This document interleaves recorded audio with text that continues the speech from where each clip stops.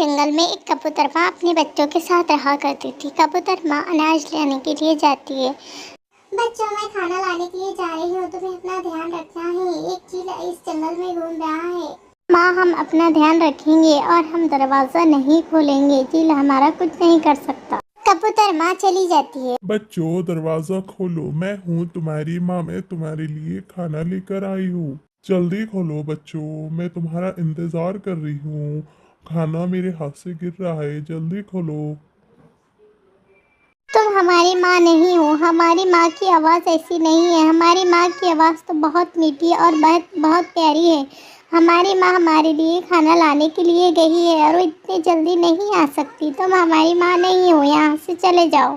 बच्चों, मैं तुम्हारी माँ ही हूँ। मेरी गला खराब हो गया है, तुम जल्दी से दरवाज़ा खोलो। बच्चों, मेरी आवाज़ बराबर नहीं निकल रही है। मैं तुम्हारी माँ ही हूँ। दरवाज़ा खोलो बच्चों। बच्चों, दरवाज़ा खोलो।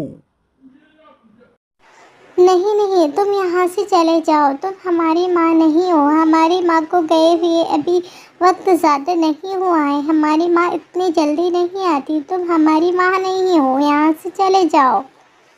चील गुस्से से वहाँ से उड़ जाता है और सोचता है कि कल ज़रूर आएगा और इन बच्चों को निवाला माँ, आप आ गए हो। आपको पता है कि पहले आपसे पहले कोई आके गया है।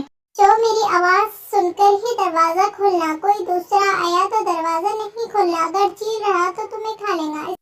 इस तरह से रात हो जाती है और दूसरा दिन निकल जाता है। कबूतर माँ को दूसरे दिन भी खाना लाने जाना होता है। तो मैं जा रही हूँ, कोई आया तो दरवाज़ा नहीं खोलना है। इधर चील आ जाता है।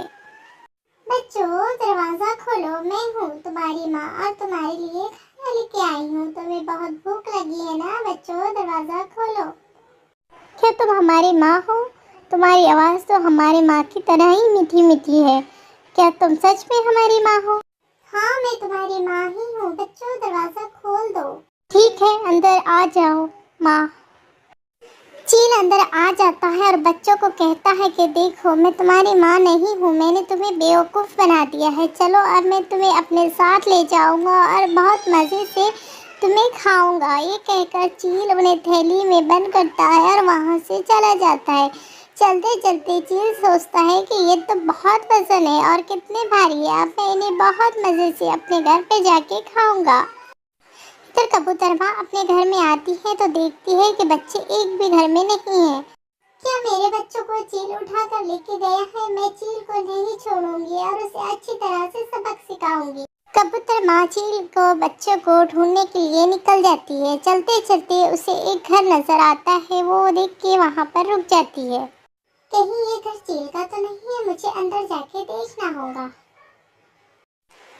चील इधर थका हुआ होता है और वो सोचता है कि मैं थोड़ी देर सो जाता हूँ और ये थैली को बाद में खोल के खाना बना के खा लेता हूँ। चील थोड़ी देर सो जाता है। इधर कबूतर अंदर दाखिल होता है। कबूतर चील के पास एक थैली देख के समझ जाता है। तो ये मेरे बच्चे हैं, इस चील को मैं अच्छा सबक सिखाऊंगी। ये कहकर कबूतर माँ अपने बच्चों को खोल देती है और बच्चे हंसी खुशी माँ के गले लगा लेते हैं और वो एक प्लान बनाते हैं। कबूतर माँ उस थैली में बड़े से बड़े पत्थर डाल देती है और वहाँ से चली जाती है।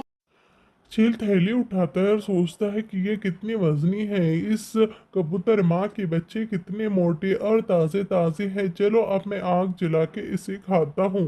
चील जैसे ही आग पर वो थैली डालता है तो उसके वजन की वजह से आग से जो कोयले हैं वो चील के आग पर उड़ जाते हैं और चील मर जाता है।